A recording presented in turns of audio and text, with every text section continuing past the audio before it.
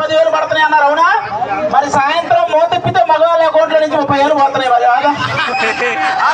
మరి వాటి గురించి ఎవరమ్మా ఎందుకు మాట్లాడరు అంటే పొద్దున బటన్ నొక్కుతున్నారు, సాయంత్రం మీ పీక నొక్కుతున్నారు, అవునా? కాబట్టి ఇది మీరు ఖచ్చితంగా గమనించాలి.